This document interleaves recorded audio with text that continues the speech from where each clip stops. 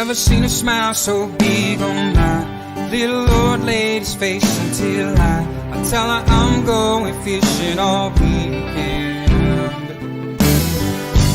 Pack up all of my bacon, I make plans for 7:45, and I swing around, pick up my date for the weekend. Some reason she seems to please when I'm leaving. There's something I'm missing when I'm gone fishing. When I'm gone fishing. When I'm gone fishing.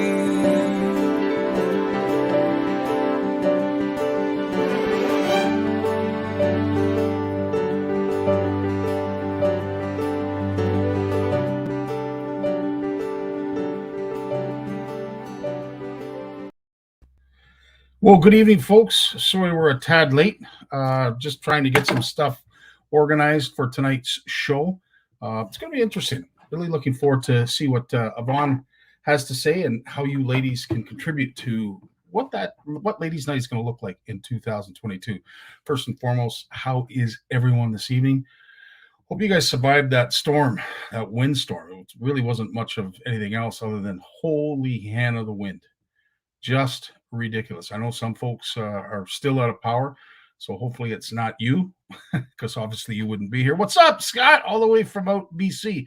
Sally's in the house. How you doing, Trisha? Steve Shaw, thanks up front, bud, for what you're going to be doing for us tonight. Rob Alspatch, yeah, baby. Tony Szynowski's in the house. I know why Tony's here, because he knows there's a giveaway. That's right, Tony. There's a giveaway. Pretty cool giveaway. And we've got a couple of announcements before we bring Yvonne in. How's Sarah? How's Eve? Kevin Lowen, how you doing? Barry Trichet. Yeah, baby. Jay Barnucz is, of course, in the lobby. Corey's with us. Lloyd is also with us. There's Yvonne, who is also in the lobby. And Luke, nice to see all of you. Listen, a couple announcements. First and foremost, want to talk about the retreats that are going to be happening next year. I know we are pretty close to being half booked, I believe, with the CFN retreat at Horwood. But equally, we'd like to get there and beyond for both Horwood as well as the one that's going to be at Yan Lake that our good buddy Walter is putting on. I think that's awesome that we're going to have a Western retreat in the province of Saskatchewan. And I'll tell you, we have been fully embraced in that province more so than I would say Manitoba and Saskatchewan are pretty close. We've got fans all over the country, but Saskatchewan, we've got a loud group out there, which is nice to see. So again, if you are looking to perhaps buy that certain someone a special something or other that they didn't get last year, well, I can guarantee you the CFN retreat, both in Ontario and Saskatchewan, is a great option. So reach out to Walter, reach out to myself. We'll point you in the right direction. But we'd like to get those numbers up for 2022, which is going to be a really interesting year for a whole bunch of reasons. A lot of them I don't want to talk about because we've beaten that horse to death. So there's no point. I also want to say that CFN is more than pleased to announce that North Shore Tackle behind me here has signed on for 2022 as a financial supporter and partner of CFN. They joined Team CFN in a big way, which is joining the team that exists with Camp McIntosh and, of course, Ugly Boys Baits. These companies, these mom and pop shops, these great resorts, we can't do it without you folks, and to have that kind of support and what we'll be giving back when it comes to promotion, we're really happy with. And as I said, we couldn't be any more proud to have you partners along for the ride and helping out in such a big way. As I said, if you are a company or you're interested or thinking about it, not really sure, as I said, please contact myself. We will send you our production and promotional marketing plan, give you an idea of what it is that you can receive in return for a small fee, in some cases, a reasonable fee. And it helps out in such a big way. Tina, how you doing? Nice to see you. Yeah, Tyler's in the house. James Shembry, nice to see you. Ed McKenzie, yeah, baby. Fantastic. Ava Wickens is here. Well, you know what? Without further ado, and I think that no, Steve is going to get mad at me in just a second. There was one other thing that I wanted to mention, and this is actually just as important as the previous announcements that I made. We want to flood Facebook, at least CFN, but we'd love to flood Facebook with a lot of young anglers. I think our theme for 2022 is going to center around promoting young anglers. So we're gonna hit the ground running with a great little easy giveaway that is so awesome of Steve Shaw to do. But he is freeing up a Sienna combo, ice fishing combo, and all we are looking for is some youth angler shots that we can. Steve, as I said, has volunteered to do them all, but I'm not certainly going to make him do them all. But we want to get some edits together, and we want you to be 12 years of age and younger. It'd be nice if the photo was within the last 2-3 years. But as I said, if you've got kids, if you've got nephews, nieces, whoever, cousins that have hard water shots from the last 3 years, and they're 12 years of age or younger, we want you to post those pics in the inbox, the CFN network inbox. So go to our CFN Facebook page, hit the message, and take it from there. If you're not sure and you want to join, and there's some CFNers on here, as I said, that would gladly help you if you can't find it, but the kids are too. Yes, Ava. Yeah, unfortunately, it won't apply for all kids. But as I said, we want to gear some of this to our younger viewers and followers. We need to get. We need. You know what? It's great to talk about it, but we need to actually start doing it. And I know there's some great folks of you out there that are taking kids fishing on a regular basis, and my heart goes out to you. I love you for it. The industry loves you for it. But I think CFN sort of has to, be the forefront and get these kids out and give them a level of promotion that they haven't seen or been a part of. And I'll tell you, if we could put one smile on a kid's face because of an edit that we've posted, mission accomplished. But on top of that, you're allowed one entry per person, and we're going to put you on a wheel, and we are going to spin that wheel. We're going to find out who's going to win that Sienna combo, courtesy of our good buddy Steve Shaw. So the end of entries will be Saturday morning.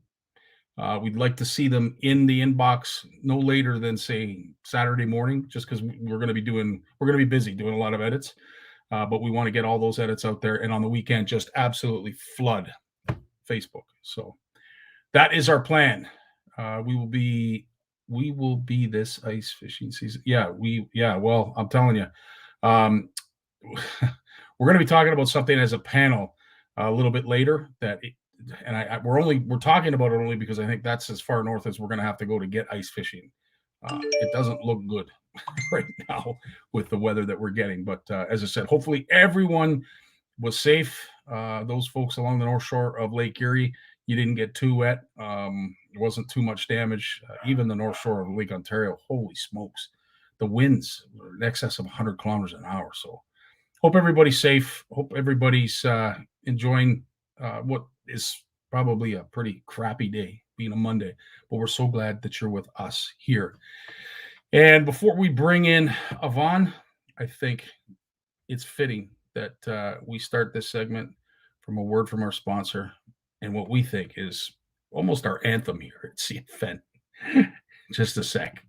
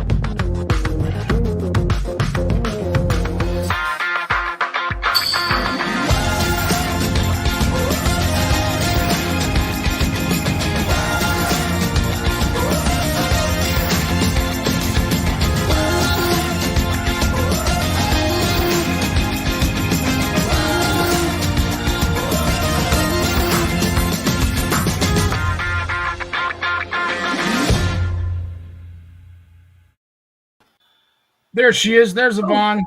hi. I was How you typing. doing? Oh, it's all good. I was updating my event list. And you've been busy. That you just got done an event, did you not, with OWA? We just had our Christmas lunch. There was 16 of us that got together up in Barrie, and some people participated. We had like a little Secret Santa gift exchange, and some people participated in that remotely without, being able to attend. But yeah, it was so nice. Like I haven't seen some of these ladies in maybe close to 2 years. Some of them, year and a half to 2 years at See, and least. it's so Yeah, true. Like, I mean, we've been. it's hard to believe that it's been that long, that our Yeah. world's been flipped upside down as long as it has. But it's true, and it's nice to see inch by inch we're able to sort of get back to what is considered norm. And who knows what that's going to look like, a couple of weeks or a month from now. But soak it in, grab it while you Yeah. can, because who Yeah. knows where we're going to be in a couple of weeks. Couple of weeks. Yeah. It could, like, who knows what's going to happen over Christmas and New Year's and what we'll be looking at mid-January. So Yeah, yeah, absolutely. but where we live, it's we're we've got like 900 cases in the Kingston area, and we're like one of the hot spots of the province right now. So we can only have 10 people in the house. They're thinking about reducing that to 5 now. So it's almost like March 2020 all over again. Wow, So. it truly is, and it's unfortunate that we have to think like that, but the reality is right in front of us. Yep. But something that I really appreciate it, and on behalf of CFN, thank you so much for doing these segments. But I think it's really interesting that you have come before us and you want to ask the ladies what they'd like to see in 2022. I think that's a great idea. Thanks. Yeah, so what I thought was, like, I know that there's a lot of regular ladies that watch the show, and so what I'm hoping to do is ask the audience, and could be guys want to throw in suggestions too, is what type of speakers would you like to see in 2020 on this show on Ladies Night? Female outdoors women.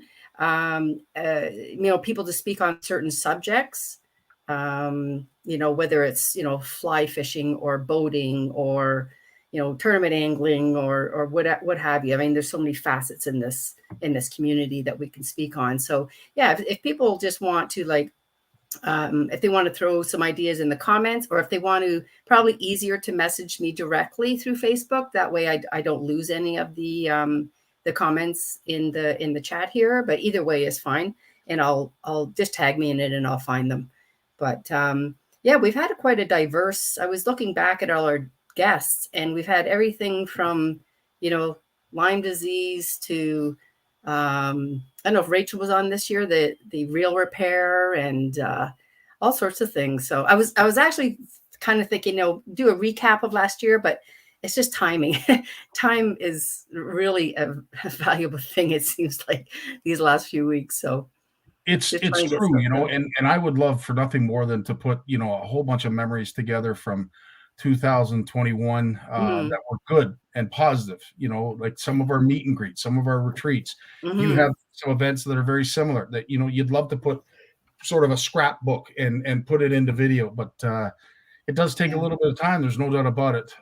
We love the fact that our folks share our memories from time to time, and I know you ladies do the same.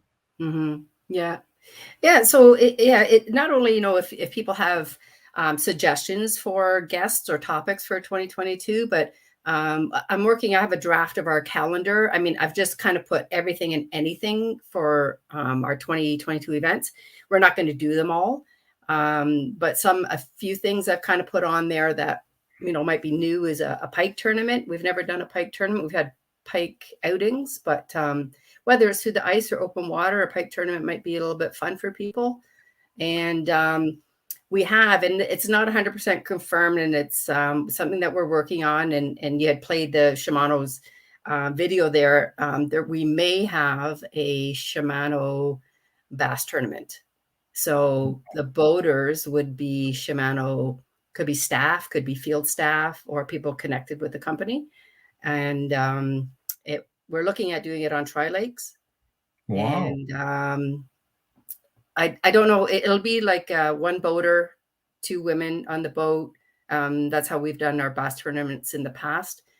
And like I said, I'm working with someone on the details, but I think it's going to be a great event, especially if we can get some of the field staff to come out and take the ladies. And you can just guess who's on the field staff. So. Well, that's a great idea, and I'll tell you, Shimano has come up with some interesting ideas, none of which we can share just yet. But going No. forward, they've as I said, they're reaching, they're really trying to get a lot of folks out in the water doing some great things, and there'll be some announcements in the very near future on how that's all going to look and how you can participate. But I love what I'm hearing so far. And one thing that we learned over the last year, when we did have some tournaments and they were all like socially distanced and people could fish any body of water. I mean, everything, of course, is depending on, what the COVID is going to bring us in the next year. But if we do have like an in-person event, whether it's a tournament or something, probably a tournament, we're going to continue to open it up to people who live in places that are, maybe too far for them to travel and participate. So we have people up in like Dryden and Thunder Bay and Englehart and Kenora. So they could participate in the same event, but they'll just do it remotely as they've done in the past. But we will, again, depending on how things go, we will have an in-person part of it as well. So we're that way we'll not just increase accessibility, but we'll just have more people involved. Makes perfect sense. Yeah. But, you know what? And it sounds like we're gonna have to draw straws or flip a coin for JP as a partner. There seems to be a lot of. Oh, God bless you, Tina. I will take Scotty. You sound like my wife. Yes, absolutely. I'll be anybody's seconds for sure. I haven't talked to him about it. It's just an idea between myself and someone else, and we haven't. I'm sure that we'll get a number of the Shimano, whether it's staff or field staff, to participate. So I think it'll be a lot of fun. Oh, that's a great idea. So going forward, I do like the idea of perhaps maybe revisiting with some past guests. I know Rachel was having on here, but maybe revisiting some past guests. If there is things that you'd like to see from a lady's perspective, I would say this lady right here is perfect for putting all the details together and getting the right guests, because I tell you hit it out of the park, man. Every time we have one of your featured guests on here, we learn so much. And from a lady's perspective, I think it just adds to it. That's all. It's awesome. Yeah, we've had some great guests in the last 2 years, really. And every time I think, maybe I'm struggling, I haven't got someone ready for the next month, something just pops up. And it's like when we were in French River and we had Charlene on the last time, it was just a conversation that we were having. I thought, she's going to be my next guest. So absolutely. We've already got some call outs here. Samantha Dodson as well. Yeah, she was a great guest. Rachel's already volunteered herself. Thank you so much for that. Corey is asking about, fishing and hunting and cooking even. I think it's a great idea, Corey. As I said, I'll leave the hunting to those who know a lot about it. Here at the Fishing Network, I don't know. It's not to say that hunting is excluded. I wouldn't exclude anything when it deals with getting outdoors. But it's food for thought. Thanks, Corey. I appreciate that. Yeah, and I noticed, like there's, from my experience, there are more hunters that fish than anglers that hunt. So. We may have angling guests that do hunt and they may want to talk about that, but it's the Canadian Fishing Network. So, we try to keep the conversation more so around fishing than the other outdoor activities, although someone may participate in many. Yeah, 100%.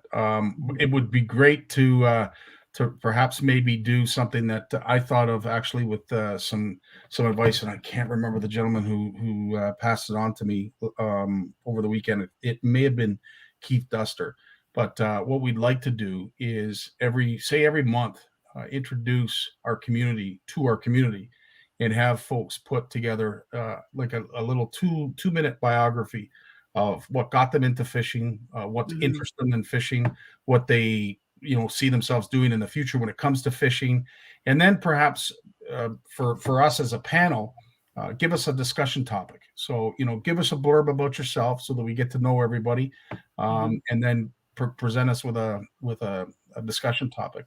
That's something that I know CFN Live is going to do going forward, because as I said, this show is not about the five of us. It's about all of you, and we'd love to get you guys more involved if we Yeah. could. I know we're going to be doing that going forward. I some people know this. I sit on the Fish and Wildlife Heritage Commission under the MNRF, and on the second day of meetings last week it was, the new minister Rick. Sorry, how is flip those names? It's Greg Rickford. I always call him Rick something. Rick Bregford, yeah, that Rick Bregford. Anyways, he was on the meeting, and we all introduced everybody who's on the commission, introduced themselves, and I mentioned what I do, and I had mentioned the junior program. So he just, I felt kind of bad, but he kind of just went on about his, the female anglers he has in his family, and started showing pictures of his, I don't know if it's grandchildren or nieces but holding up fish, and so the Ontario Junior Angler Program is now on his radar, as well as OWA, and maybe one day, like he would live, he's constituency is way up like Kenora, Rainy River area, so maybe we'll try to get some support through them or promotion, or who knows. But it was nice to meet him, and he is a real outdoors person as well. Like he's an active, I think, angler and hunter. That's awesome. Well, yeah, absolutely, Corey. The question is, if you want it to be, how many people here do fish and hunt? I love, this is awesome. I love Ed McKenzie's response to hunting. The only hunting I do is when my wife puts in the wrong place. That's awesome. Well Tina, that's a great suggestion. Some knots. It's something that we haven't done yet. And for no other reason, Tina, it's just hard visually to show people, to get up close and get those kind of shots. But Tina, there's a resource out there that does a phenomenal job, and I'm glad you reminded me. I'm going to start sharing that, because they do a magnified view of all of the knots, so that they're easy to follow. So absolutely great idea. What else did I have here? Oh yeah, the graphic that you use every Monday or on Ladies' Day, anyways, and it's the whole panel and you and me together. We have to get a new picture in 2022, because that's I think that picture is probably 2 or 3 years old now. Yeah, the one I'm talking about? Hey, listen, challenge accepted. Yes. I'm hoping it's going to be at a show that we'll be able to do that. But yeah, absolutely, it would be great to get. As I said, we're going to be revamping over the Christmas holidays. I'm going to start putting together some videos and whatever, and whatever photos I can get to and fix and change and update. You're 100% right, Yvonne. I'm going to be doing that. What else do they have?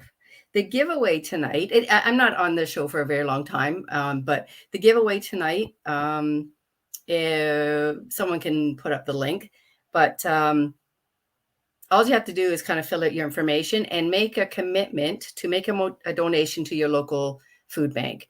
I mean, this time of year is really challenging for a lot of people, and sometimes it's neighbors in your community that you may not know are struggling, and whether it's a donation of food or clothing, or sorry, not clothing. There are companies that take donations of winter clothing. Of course, we did that at St. Lawrence College, but non-perishable food items, cash donations. Just try to do at least one thing, coming up to the holidays, to benefit someone else in your community. You're right, Erica. It is a beautiful time to give, and Yvonne always thinks of the right thing at the right time. But yeah, absolutely. Folks need it in the worst way ever. I don't know where everybody is in regards to how life is treating them right now. I know some folks have really taken it hard when it comes to a mental aspect of it. There's the financial aspect as well. But anytime you can help out, it just feels good to do so. Yeah. I think that's pretty much for me. I didn't, like I said, the prize package. I'll post the link if it's not. Oh, Yeah, there we it's go. there. Yeah, it's there. There's also a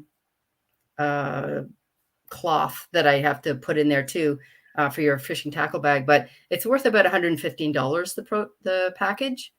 Yeah, that is quite the prize pack. Holy And I've smokes. already got it all boxed up. So next Wednesday, I'm gonna make the draw a little bit longer and try to send out the link and hopefully CFN will promote it as well, and just try to get not just so many people involved in the draw, but more to commit to making a difference in their community over the holidays.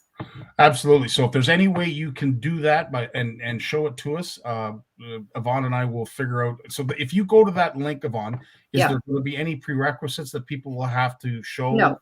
Nothing? No, okay. They just have to kind of check the box saying, yes, I commit to making a contribution towards my local food bank. And then they fill out their information for the draw. Very simple. We're keeping it simple this year or this month. You know what? And it goes a long way. So that's the link you need to go to. So Tony, if you're watching, there it is. That's the link. and just in case Tony hasn't seen it, that's the prize pack, Tony, for you. Kelty, absolutely. Giving is great. And, at this time of year, it's always free. Kindness is always free. So it makes perfect. I forgot something. Shoot. It's in the other room. Every year when we have our Christmas get together, we have a team of about 21 volunteers that help with Ontario Women Anglers, whether it's organizing events, helping people at events, doing trade shows, everything, our fundraiser. And they always give me a really, really nice gift. And I'll get it in a second. But on top of the gift, they also made a donation to my local food bank in South Barnucz Township of I think it was about $80 in my name. So they know like where my heart is as far as giving back to the community. So I thought it was an excellent idea of a thank you of what I do and what OWA does throughout the year. And you guys do, you do a lot, and you know what? It's nice to give back. And I'll tell you, I don't know if there's an end to it. You can never give too much, and you guys certainly do your best to try and do that every year. But again, this is a great contest. Again, we'll share the link one more time. This is the link you can go to. Here again is the prize. I know Tony is probably etching this as we speak. But yeah, any kind of donation, whether it be a non-perishable food item or cash donation, it goes a long way. So no, Yvonne, thanks so much for You're welcome. making this possible and providing another opportunity to our community to win something pretty cool from OWA and Shimano. It's awesome. Good. Well, I just I'm going to take off. I wish everybody a very, very Merry Christmas and all the best for the new year. I hope to see some people out on the ice if possible, and I look forward to January, and just all the best to all the CFNers out there. Absolutely. Stay safe, have fun, and let's make 2022 better than this one. Great. That's my advice. Okay. You take care of yourself, Scotty. All the best. Thanks so much for doing this and everything you do. It means the world. Take care. Class act, class lady, and always has her hand in something that's good and gives back to our community in a big way. And I'll tell you, I'm honored to have her here every month doing what she does best, and that's spreading some knowledge and furthering the passion of angling and getting all you ladies involved. So if there is something that you are looking for to see in 2022, maybe you're a guest that would like to appear, by all means, reach out to Yvonne. She's hungry to make sure that we speak to our communities and provide you guys with what you're looking for, because there's no point doing this if you guys aren't interested in it. Before we bring in the panel and some discussion items, here is a word from our sponsor. When it comes to Canadian food, we've got your back with flavors like lemon pepper, beer batter, campfire barbecue, lemon pepper dill, garlic butter and chives, and crispy Cajun. We've got a mix for every meal. Whether you're serving East Coast shrimp, West Coast salmon, succulent walleye, chicken wings, or veggies, we've got you covered. Coat your food in outdoor flavors. Available online or at these fine retailers. All right, gents. Who's vacuuming? Not me. Come on. What is Listen, maid. What are you doing? What? That's not the outfit you wore last time, Tim. That's not the outfit you wore last time when you were being the maid. Hey, when you're tying marabou jigs, there's all these little pieces of stuff just float around everywhere, and every once in a while you got to take the shop back to them. Oh, that's funny. Well, gentlemen, as I said, it is a ladies' night event, and as a panel, we're going to get together and talk as a group. It's something that I think we're going to be doing a little bit more of in 2022, but there's not a lot of discussion items, only because there hasn't been a lot of ice. We've had some incredible weather events in the last little while, and I know there's more to come. Jay, I know you were out, looking for some rainbows. Rivers are pretty swollen. Yeah, this past weekend was crazy. So I just want to give a bit of a shout out to a lot of the residents living along Lake Erie. Talked to some of my friends who live down there. That was the highest water swing that they've seen in 50 years. Wow. There's photos of marinas around the Inner Bay at Long Point where, let's say there's a 4-foot deep canal where the boats would come in and moor, like a trailer park. The water was completely sucked out of the marina. It was mud flat. Like the water was sucked out. And then when the sesh changed and it came back in, it filled the canal, went over top of it, and then flooded some of the trailers. And then when the water went back down, there was stranded emerald shiners everywhere on the lawn of these places. It's an incredible sesh of several feet this past weekend in Turkey Point, Long Point. Some of the shots I was sharing pictures with Heather that friends had sent me that you couldn't. It's I'm looking at this boathouse and I'm like, I know that boathouse, but it's high and dry. I didn't recognize where it was, because it looked completely out of place. It was incredible events this weekend, and tons of rain. The local creeks are swollen. We went out. I got a nice coho yesterday. But that was a lot of fishing. There was a lot of hiking, not a lot of fishing, not a lot of catching going on. But it was a nice day. And hey, it's 8 degrees out, and I'm hiking through a beautiful forest in December. What can I say? It's pretty nice. But 100%. Yeah. So going forward, Jim, based on what you're seeing weather-wise, when do you think we might have ice, buddy? Sometime next year. Good, safe answer, eh? It's You true. weren't just a Bass Pro, but were you a politician at one point? Because I'll tell you, you know how to answer a question. It's really funny out the back here, and I'm between locks. There's a long distance between the locks, miles and miles, but the water out on the seawall out the back, the ice that didn't melt around the edges, it's been moved up and it's at the very top of the wall. You could walk onto the ice and just not break step. It's level with the top. And I haven't seen that since maybe 3 or 4 springs ago. Wow. When we had a quick melt. So there's a lot. We got some wicked rain, and plus we had that 7 inches of snow that was on the ground, and it was fluffy, and it disappeared overnight when the heat hit. And it was, I think it got up to 17 here at one point. It was 10 here this afternoon. Yeah. And we still had, gusts to 50. Yeah. Later this afternoon. So I imagine it was a little more down in front of Kingston. I had a guy I was talking to, and his family has a house on the west end of, actually on the southwest end of Wolf Island, so that he'd get the full blow of Lake Ontario. Yeah. And he said, he doesn't remember ever seeing the water that close to the house. It was maybe 50 feet from the house. Yeah. And he said normally they take a side-by-side down to the waterfront. Mind you, it's one of those things. It's not like this, it's a real gentle slant.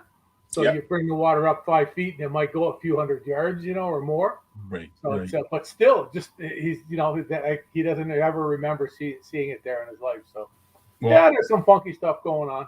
I hope Ed McKenzie's wrong. It's not often that I would argue with him, but March 15th, geez. March 15th, we'll be out in the boats, Ed. Yeah, exactly. And that's after ice out. And here we spent all this time getting folks prepped for ice fishing, and no, let's knock on wood and hope that. I'm still ready. Yeah. I'm gonna get my spikes. I'm gonna put floaties on them just in case. There was some good news today, though. So actually, when you live with an angler that's probably more diehard than I am these days, which is, believe it or not, that actually happens. So Trevor was asking about he keeps hearing about the jet stream and what does that mean? He's 14, doesn't understand weather patterns and that yet. So Weather Network put out a great update to their December forecast, which they got wrong. It was almost like issuing an apology. But they're showing that if the jet stream patterns hold true, that yes, we will see warm weather for the next week, but then getting into Christmas, we're going to see that jet stream change where we're not getting those warm southern flows, and we're going to see a switch down and start getting some of that cold Arctic air pulling down. So, that's still a forecast. It's not for sure going to happen, but that's the first good news I've heard in a while when it comes to cold weather for ice fishing. So let's hope that jet stream pattern does change like they're predicting now. Yeah, because they were showing the jet stream right up on the top, like up close to the Northwest Territories the other day. Yeah. Was right up in the top of the provinces. Like, wow. Yeah. You don't see that often. There is quite the ridge that has somehow found its way into the Midwest and is allowing a whole bunch of Gulf warmth up in a lot further north than it usually goes. Whatever it takes to get a polar vortex, what do I have to do? Is there some? Do I have to change my diet? Is there some sort of song I need to sing every day? Whatever has to happen for us to get a good polar vortex. And you know what? If we could just get a week of -30, lock it up, and then just stay kind of nice, like -5, -10, we're good. We're good. We just need a polar vortex, big time. Absolutely. And we just This is the only thing that we're going to get it with this year. Oh, geez. That's it. We got ice forming here already. Like there's enough ice in some of the bays on the Rideau River. You can walk out on it already a little bit. Yeah, I mean, Lawrence, no one's there doing was. it. Pardon me? There was. No, even today Really? it was a little bit. Yeah, a little bit. It's hanging around. We still have snow. Yeah. It's hanging around, and we're getting the cold nights. It's just we've got one more warm day, I think, ahead of us. That's Thursday. It's supposed to go up to 12 degrees, rain again. But that's okay if it rains and then it freezes. It just, if it all turns to snow, though, and then we end up with a little bit of ice and a whole pile of snow on top, that's just going to make for a messy, messy winter. Yeah, because Well, the that's Rideau what River was wide land- open again pretty well. I drove by there Friday morning, Yeah. and the ice was pretty well all gone except along the shore, just the same as here. Mm-hmm. And I had actually seen where somebody had been ice fishing because you could see the volcanoes, which I detest so much. You could see them. There was a few of them on the ice there. A conservation method keeps the fish in the water. I had a guy ask me that the other day. He says, "What's this bit with you and volcanoes? What does that mean?" And I said, "Well, the way people drill holes." He goes, "Yeah, and they leave all the snow around it, and then they try to lift the fish into the air. The dead weight of the fish kicks in, and it falls off the hook and goes back down the hole." Conservation. Goes, yeah, I never have any snow around it. I said, but I can't explain that to people that it's much easier to slide the fish out of a hole that's flat with the top of the ice. He just swims out.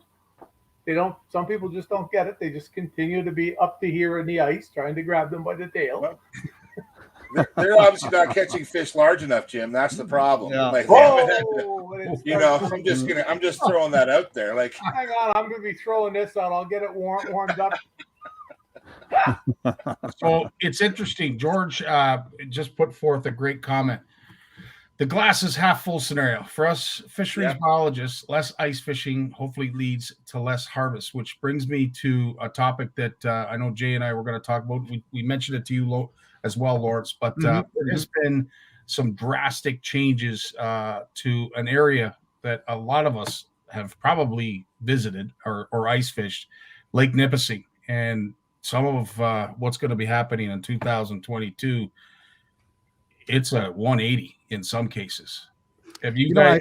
I wrote that article about it. I think about 4 or 5 months ago, Nipissing, and because Bluefish Canada did a big submission when they were asking for submissions on the new regs, and we're trying to sort out how are these regs differing from the First Nations fisheries and what they're going to do in terms of conservation measures, trying to get some answers from the MNRF or whatever they call themselves now. And because they negotiate with the First Nations communities about conservation measures, they negotiate and they consult with the anglers about the conservation and regulations as well. And then they come up with two different sets of regulations, right?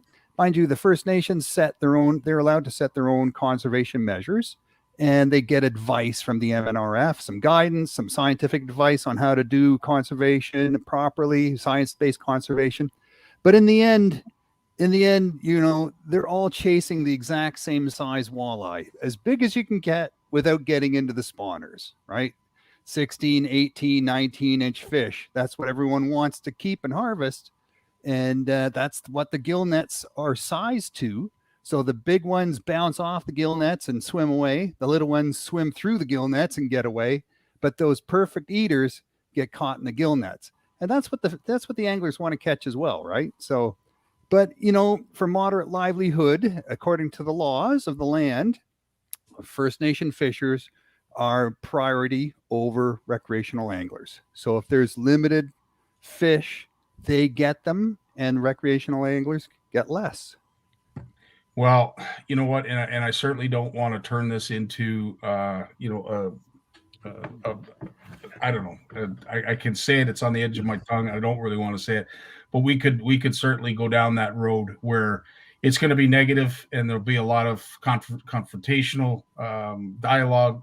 Not interested in that. Listen, at the end of the day, First Nations have established it has been established, obviously, that they are entitled to these fish first, and we've got to sort of find where we fit in. Now, going through the actual regs themselves, we'll start with the northern pike. I know it's not number one, but I figured we start there.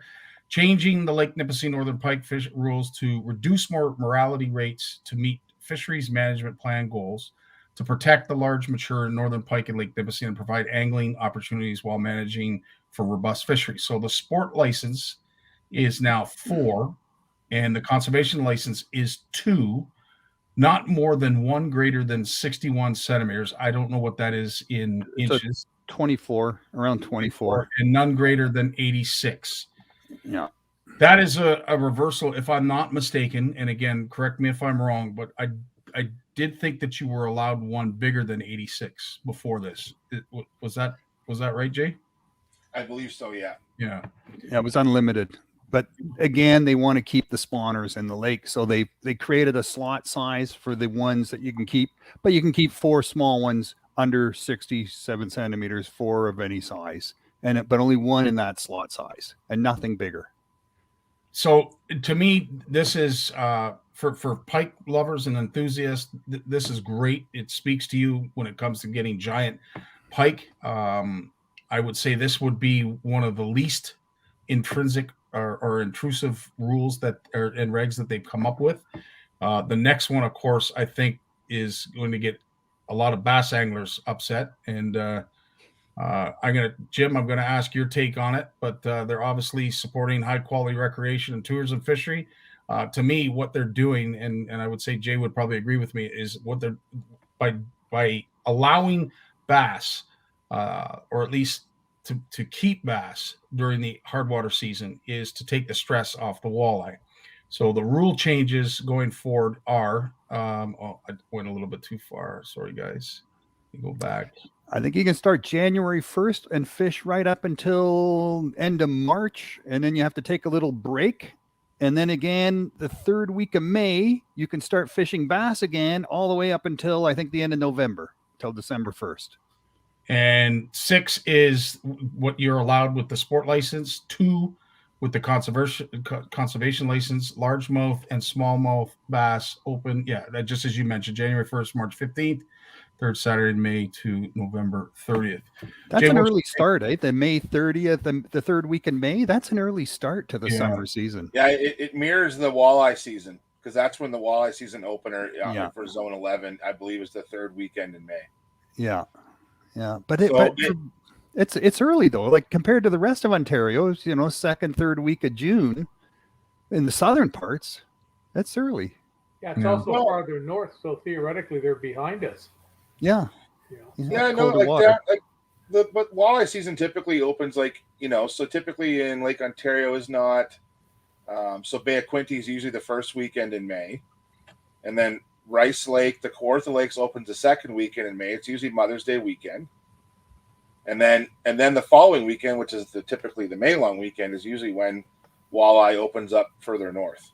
So but Jason, have the walleyes finished spawning by the third week of May? Because from everything Bruce Tuff says, that the bass have just started to spawn.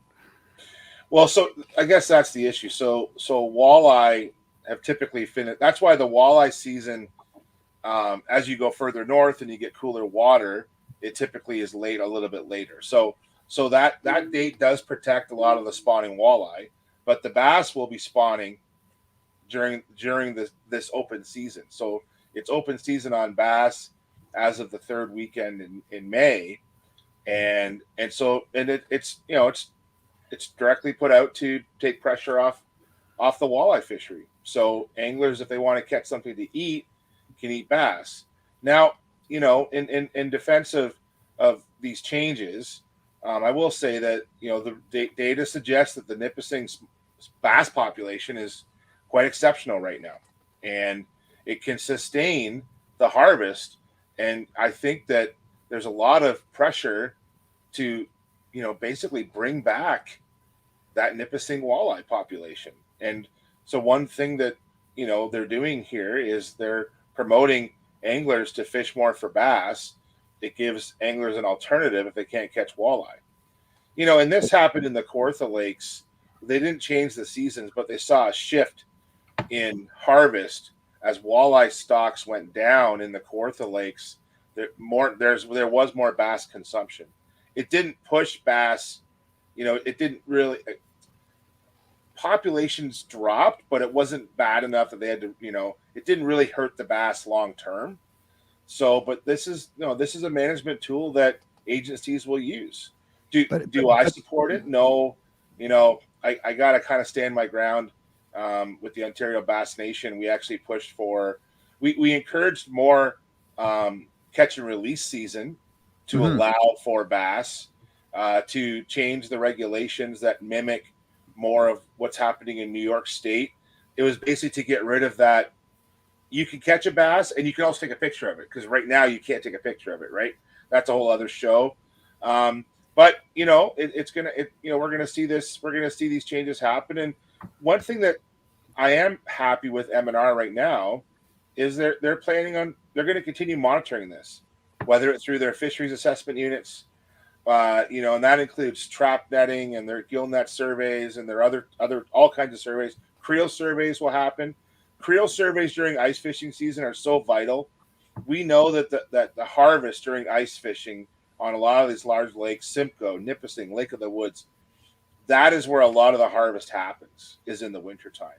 And we need to really get our handle on that. Will ice anglers target bass in the winter? I don't think so. I think that what will happen is anglers who are fishing for walleye or whitefish or pike, if they happen to catch a bass and they want to eat something, they might keep it. That's what I believe will happen, but hopefully the Creel data will tell us that. But it still doesn't excuse their opening up bass harvesting 6 fish during the spawn. I mean, we already have brand new regulations that came into effect 2 or 3 years ago down in Lake Ontario, all across southern Ontario, that says, you can fish for bass pre-season, catch and release only. Then there's a little break, and then it opens up staggered, smallmouth, largemouth, and then there's a retention possibility after the spawn. And that's science-based. That's science-based fish management. That science-based fish management knowledge was thrown out the window when they set these regulations on Nipissing. They threw it out the window. And why? Yeah, but Why no, I don't just think to, so. well, I don't think so.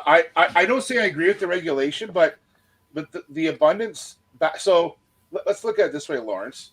So in the St. Lawrence River and Zone 20, where the smallmouth bass are, and we could talk about the regulations in Zone 20, that's a whole different animal, because those fish are in lower abundance and their numbers are depleting. We can look at spawning successes is dropping in certain bays because fish are getting moved around a lot. Nipissing is a different beast.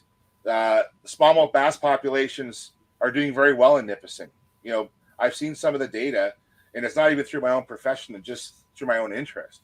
And it's, it should be able to sustain it. But what I for how long like though? For how long, Jason? How long can it sustain a fishery where you allow 6 bass to be harvested off their nests?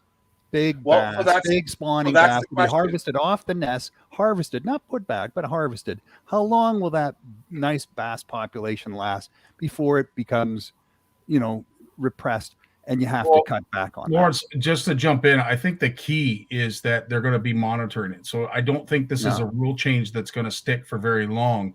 But it's trying to speak to the pressure that's been put on the walleye. So I guess my question, Jim, to you is, do you think that folks that normally target walleye through the hard water are going to switch to bass as an alternative to harvest and eat? To keep them, I would think to a certain degree, yeah. Okay. I would definitely think. I already know guys right now that are targeting winter smallmouth in a huge way, not to keep, just to fish for. Yeah. And that's where the season closed. Okay. They're fishing. Oh, we're fishing for whitefish. Well, no, you're not. You're sitting over top of a bunch of smallmouths that are holed up for the winter. I know a couple of people who fish on. There's one spot here on a local lake that I have fished all my life, all my adult life, tournaments, everything. And there's one area where the smallmouths winter. It's not all of them, but it's a heck of a pile of them. And I found it trying to find crappies there like probably 35 years ago. And I went over a bunch of fish. I didn't know that they were there. I drilled some holes. I was looking with the flasher and went, whoa, bonus. And I dropped a little jigging Rap down and I caught 3 or 4 3.5 pound smallmouths. And at the time, that was as big as they got in that lake. Because of how long ago it was. I never caught a crappie there. I checked it a couple more times and I never went back to it. Because it's just, it was something I was sort of, I grew up that you didn't do. You didn't target fish that were out of season, that the regulations were there for a reason. Yeah. It's a different thing, and like, I think like Jason said too, the St. Lawrence and Lake Ontario are really different animals compared to a lot of the other areas. Like with the water temperatures, how long they take to warm and cool and other things like that. I've seen spawning fish in Lake Ontario in August, like well into August, like sat right over a bed and looked at the fish, and that's in August. So but your point about Lawrence, your point about harvest is well taken, and I think I just want to see. I see that they're using bass to help protect the walleye. I just pray that that M&R will continue to monitor these populations. And if they see a change, so remember everybody, so the regulations are in place for 2 years, okay? And to make regulation changes, it takes longer than 2 years because you have to go through a review process. So you're looking at multiple years, 3 to 4 years to have changes. So if there is an issue, with bass harvest on Nipissing, in the first year or two, it will take time to change that. So that is a worry of mine. That is my worry. And my worry too is the creel surveys. They're expensive. Are they going to do a creel survey every winter? They're saying this winter. Are they going to do them in the spring as well during the spawn season fish, that early May, June season fish? Are they going to be doing creel surveys during that? Because that's the key weakness in this regulation. is allowing the bass to be harvested during the spawn. And if they Well, don't track that's you take the big spawners out, people don't know any better. They're allowed to keep them, and they're not breaking the rules. And the government's making these rules, and the government has scientists, so they must know what they're doing. It doesn't take long to, you take the big fish out, you got a bunch of small fish left, and that's and they're easy to catch on the nests, around the nests at that time of year. Yeah, what's interesting about creel survey, and this is just from my own experience having done creel surveys, is they're usually skewed towards walleye. And what I'm going to say is, the years I've done creel surveys in the Kawarthas, they usually start on walleye opener, which is Mother's Day weekend, second Saturday in May. And what they do is a lot of the effort put in by the creel staff on the boats talking to anglers, it's usually skewed to the spring season, meaning you'll let's say over a period of 4 months, I would be on the water 150 days. Well, 100 of those days are in the first 2 months of that creel, and the other 50 days are in the second 2 months. So it's usually skewed because there's so much walleye harvest going on, and they really want to get a handle on that. And that was in the Kawartha chain. So I don't know about Nipissing, but I would imagine that a lot of the creel surveys are out and they're started as soon as walleye opens, because let's face it, in Ontario, that is probably the number one harvested fish if the opportunity presents itself. George Morgan, I know I think he's a biologist, if I'm not mistaken. Jay, you can correct me on that. He's saying that the winter creel starts January 1st on Lake Nipissing. Also, winter creel surveys on Lake of the Woods and Lake Simcoe are also going to start, by the sounds of it, on January 1st. George, thanks for all of your comments there, dude. I really, really appreciate that. I can tell you're in the know. Yeah, George works in the Nipissing Fisheries Assessment Unit. Well, George knows Lake Nipissing better than anyone else that I know right now, to be honest. And he's a complete bass fishing fanatic. I know this because if I put up trout and salmon pictures, he likes to make fun of anything with adipose fins. So like he'll praise my bass pictures and knock my trout and salmon photos down. So and usually he likes to banter with me, but by posting in my comments like, that's a nice trout, but here's a 5-pound bass I caught yesterday. So like that's George. Just so you know, he's a so. Yay, George!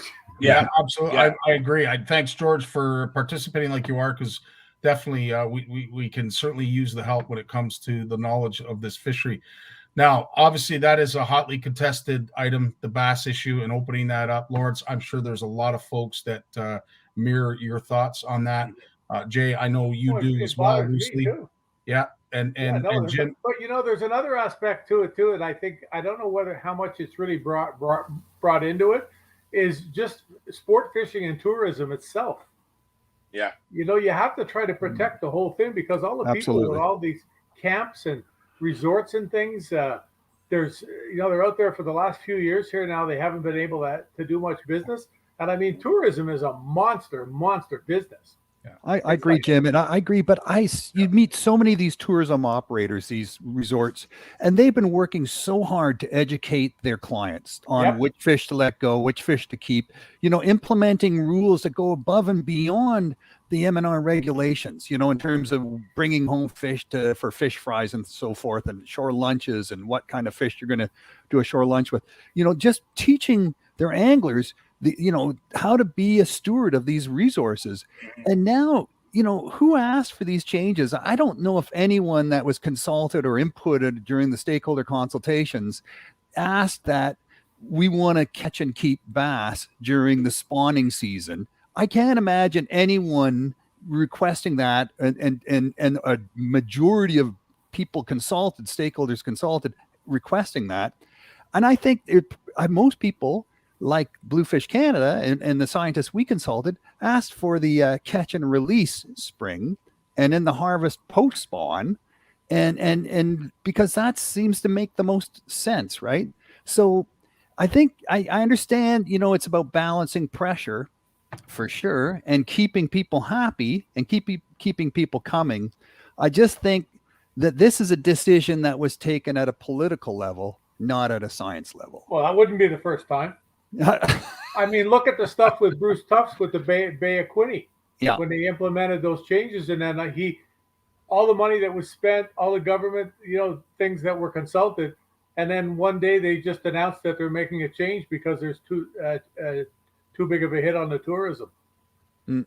And Bruce is there like, look what we just did. Now all of a sudden we don't even get consulted after they put, bona fide peer-reviewed science behind it. And I'm sure there's a lot of biologists that echo the same sentiments that, they do this science with the effort of trying to present factual information, and then decisions are made that are, going in another direction. So the bottom line is, if everybody that fished did what they were supposed to do and followed the rules, a lot of this wouldn't be responsible. Amen, brother. That's the underlying. How many bickerings have I had here with people on the Rideau Lakes in the last 25 years when they're out in the springtime, when the pike season opens and they've got a half a dozen jerkbaits and spinnerbait rods rigged and not a bloody leader on one of them. Oh, well, I get more pike if I don't have a leader. Yeah, you also get a lot more bass. And I know where to catch pike in the end of May. It's not in the back of a bay in the Rideau Lakes. At the nesting sites. Yeah. They're back where the bass are spawning out. It doesn't work like that. So, Scotty. Yo. Can you put up George's last comment in the chat room? 100%. So George says, all we did was align Lake Nipissing and the rule already in place in the rest of FMZ 11, potato. What he's referring to is that, so we're looking at this from a Nipissing-centric viewpoint on bass. Realize that there's a lot of lakes in FMZ 11 that are getting immense pressure on bass fisheries, getting immense pressure.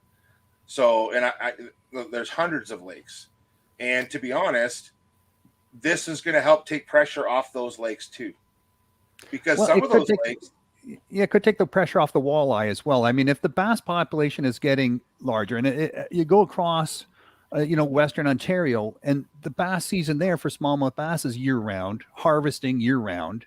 And because they realize they need to get the bass population down because they're predating on the walleye and the trout.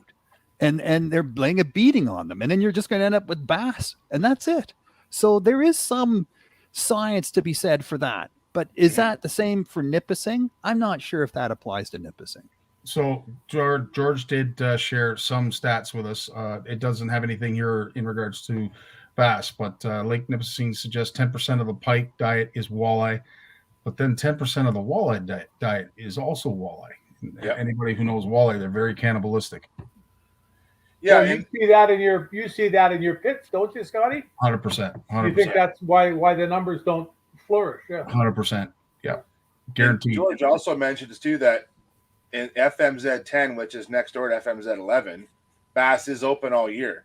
Mm-hmm. Like we have to kind of, as anglers, like we're having this discussion where the four of us don't reside in that area and we don't fish that area that well, but when you look at that fisheries management part of Ontario, like that's why there's some serious bass heads up there because they can go catch them in FMZ 10 year round. Yeah. But there was a lot of controversy about that decision too, and again, it was tourist implemented mainly because tourists come up there to catch big walleye, and the walleye populations were going down, and the trout populations were being impacted. The coastal brookies and so on, and then it's a smallmouth bass, and so the idea was to cull the smallmouth bass by having a year-round open season on smallmouth. It didn't go well with everybody. There was a lot of people that spoke out against that decision, saying, well, you know what, you can't blame one fish species for maybe possible mismanagement of the other fish species. It's like killing seals to protect cod when you don't have no proof that that's in fact the case. So is it scientific based again, or is it sort of a political decision that's been, motivated by people worried about the bottom line? So there's a lot of factors that, politics and science all get blended together on these things. There's no doubt about it. Agreed. Yeah, I think it goes both ways. Like, I think that there is some politics at play here, but in the end, they're providing another option for local anglers. And if the bass numbers, especially in lakes where bass aren't native, right? There's mandates here to protect native stocks of brook trout and lake trout, especially in landlocked lakes. And the smallmouth bass they're pretty notorious for getting into places, whether they do it on their own or whether they're doing it with help. So George brings up a great point, and I do know this myself, that Lake Nipissing is the most intensively studied walleye population in the province of Ontario. I would soon see Lake of the Woods follow that very shortly. But yes, Lake Nipissing has been the standard in terms of how we measure populations and what we do to, involve slot limits, determine catch and keep limits. So, no, great point, George. So getting to that, on that note, obviously next we're going to talk about the walleye.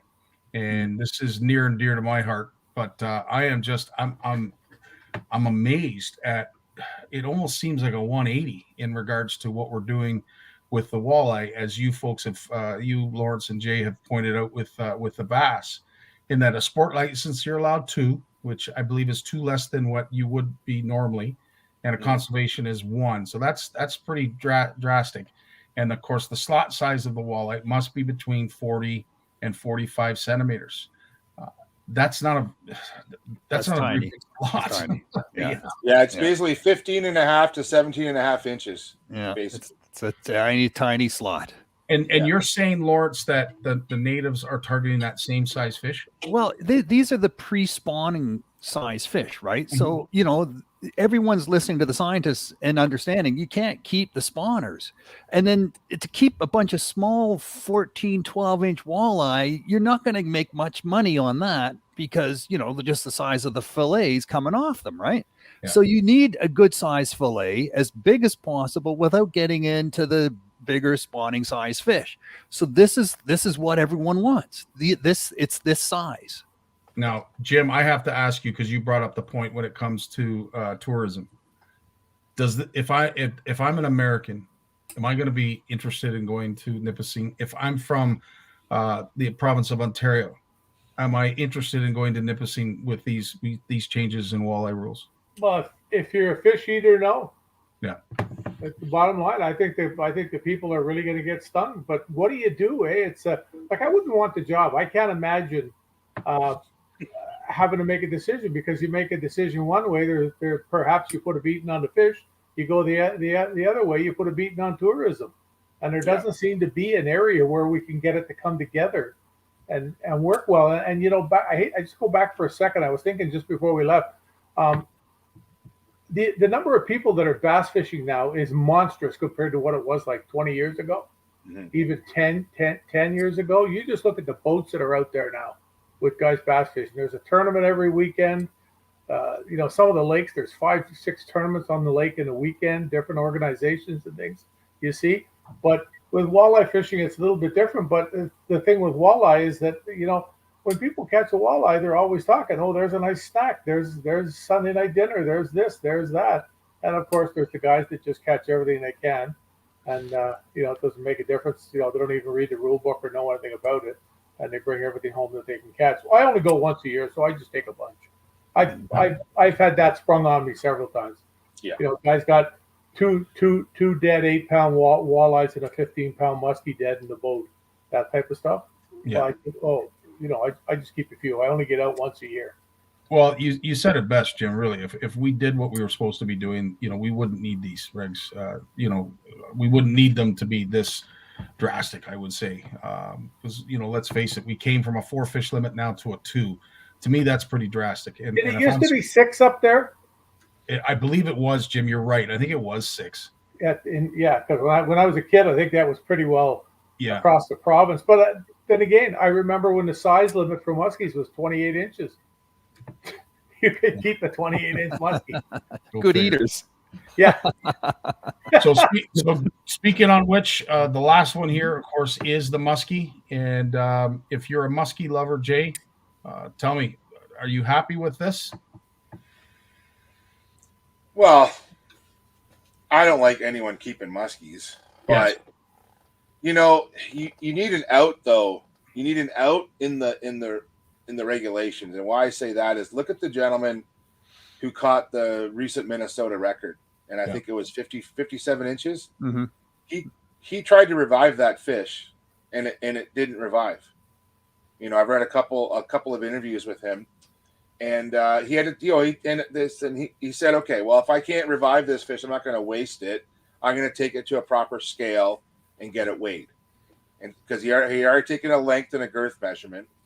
So in this case, you know, realize as muskie anglers, you should be fishing with a sport license, because if you do kill a muskie, even unintentionally, you know, you can't release that fish. And so to me, you're in violation of the regulations, right? So, and You can release it. If you can't keep it, you have no choice. Throw it back. right, but you're not supposed to waste fish. But if, Yeah, it's you can't not, release if it's illegal to keep it, you have to throw it back dead. But You you're have not no supposed choice. to release a dead fish. States that right in the regulations. Absolutely. Yeah. So I Yeah. think, you know, again, I'm looking at it from the outside in.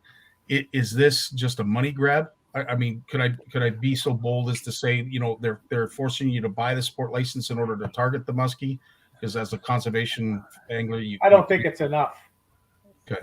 I don't think it's enough. You know, and the thing, you know, I've had people say to me, why don't they just make the legal limit to keep one 58 inches or 60 inches, Yeah. and then nobody would be able to keep one. Years ago, that was brought forward. I remember one of the things that Shimano was involved in, and I got a scathing. It wasn't even me who suggested it, and I got a scathing letter from an anti about how by doing that, we were turning these fish into pets that we would continue to torture, catch, and re-torture. That's what I got, and I got it on the phone from her, and eventually I had to block her number, and I didn't know how to do it because it wasn't cell phones at the time, and I had to get Bell involved and everything, and you know, the OPP, the whole thing, because she was phoning me every night that she was leaving messages. You know, how many fish have you tortured this week and stuff like that. I got it like nonstop from her. I asked in 2013, my very first Bluefish Radio interview was with an MNRF official, and they just set the 54-inch limit for muskie on the Ottawa River. And I said, why? Why should you keep one over 54 inches? And they said, because people want a mount. They want to have a champion. They want to be able to weigh that champion in. And the IGFA, you know, the International Game Fish Association, they recognize that their mandatory requirement that you have to bring the fish to scale for it to count as a record has been the demise of many a large fish, right? So they've been adding every year more and more freshwater fish to the IGFA record program, that you can now measure them, photograph them, and release them alive without having to show the actual fish at the to an inspector to have it checked over. So I don't know if muskie's on that, but the real reason I was given from MNR back in 2013 was people want to have a mount. People want to have a big fish trophy, and they want to keep that big fish trophy. Now, it's like, you know, going out and killing a lion, right? And keeping the head kind of thing. It's right up there. You know, people now, maybe 8 years ago, before we had digital cameras, so everyone had one, it made a bit of sense, and people were just still doing skin mounts. But now I think replica mounts are pretty amazing from what I'm told. And digital camera work and videos are pretty amazing. So to keep a 54-inch, I don't know anyone in my muskie club that keeps a fish bigger than 54 inch. I don't know anyone, but I'm not saying it doesn't happen. Or keeps one, period. Yeah, or keeps one, period. Exactly. It's just. I think it's an antiquated way of thinking that people still want to have that ability to keep that skin mount, that trophy to bring home. You know. Yeah. Oh, that's 100%. You're 100% on that, Lawrence. I've heard that from so many anglers. And, you know, it's not the guys that are out and catch them often. It's that guy that's at the cottage on the weekend with little Bobby, and they're trolling a worm harness, and they catch like a 50-inch muskie or a 48-inch muskie or whatever it is. It looks huge to them. Mm-hmm. And they keep it, you know, little Billy's the hero, and continues to be the hero with that fish on the wall. I mean, everybody goes to cottages and they've got the the 4.5 pound bass on the wall, which they think is 9 pounds up on the wall. Not like a giant one behind, no. But like, you know what I mean? They've got that 4.5 pound bass on the wall that everybody's been told was caught by Uncle Tom, and it weighs 9 pounds, 7 ounces. It was weighed at the post office in such and such a town.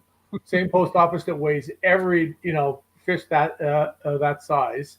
And he's the hero, and the fish is collecting, dust on the wall, and it's all greasy looking. Yeah. It's that's a mount behind me here. That was my Shimano gave that to me for 25 years service. It's from Advanced Taxidermy. You look at that up close, and I'll tell you, Lawrence, I know you obviously can't see it, but you look at that, it looks like you just took it out of the water, gave it a little shake to make the dorsal fin go up, and that's what it looks like. And it's 15 years ago. It's a replica or a skin? Yes. Yes, sir. Yeah. Wow. Yeah. So this is an interesting point that Fernando brings up. Mounts are amazing, but most muskie anglers I know have just a respect for one another and will take one's word that you got a 50-inch muskie and now belong to the club. After all, who wants to lie about something like that? Agree, disagree, panel? Pictures. But you know what? Most muskie anglers don't even show pictures anymore. Big fish. I know big guys who've caught 56, 57-inch fish on the St. Lawrence River around now, and they don't show the pictures anymore. They don't post the pictures because it just creates this huge chaotic sort of, you should have kept it, you should have brought it in, it would have been a world championship fish, a new record, you're stupid to let it go, it's too old to spawn anyways, those people. And the other one saying, oh, why did you keep it, why did you kill that fish, it would have spawned some more and made big fish. And then everyone just comes at you. Yeah. You can't win. So people who catch big fish like that now, they don't even tell anybody. Yeah. Well, I've seen that with Mark Thorpe. The second last time we fished together, he caught that giant fish. It was between 56 and 57 inches. I mean, when you see Mark Thorpe get excited to almost the point of shaking when he's got a fish, it's a giant fish. Oh, yeah. And he looked at me and he said to me, he looked up, he was on his knees, over the side of the boat with the fish in the cradle, or not in the cradle, in a great big net. And I said, do you want to put it in the cradle? He said, no, I don't want to do anything with it. I just want to look at it. And he looked at me, said, I'm not even going to take it out of the water because I would hate for anything to happen. You never know when you drop it or the fish just goes ballistic and it hits its head, or something like that. And he looked at it for a couple of minutes, and I've got all these pictures of him looking at it in the net. And then just takes the net down with his right hand, and it sits there. And it literally went from sitting about 4 inches underneath the water to like 60 miles an hour. It was just like, oh, I'm free. Pow, it was gone, eh? Yeah. And like he just couldn't believe, it's the biggest fish he ever caught. Now, it may not have been the heaviest, but it was just really, really cool to see that people do that. You very seldom see Mark Thorpe post pictures.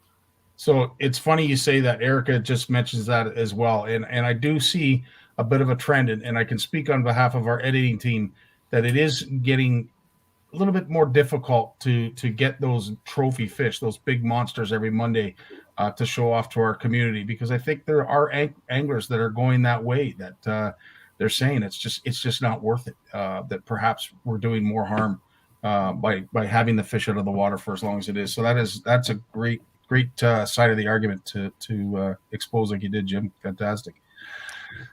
Folks, we are well past the hour. And I say it with all due respect, because I would never want to shut this down by any means. These three, I have the pleasure and honor to join and accompany every Monday for what they bring. Yvonne, who joined us earlier, always brings a wealth of information and a great resource for all the ladies anglers, and gives us a great ladies perspective. But when we get the four here together, this is what it looks like before we go live. A few more choice words, maybe. Absolutely. Morris, settle down.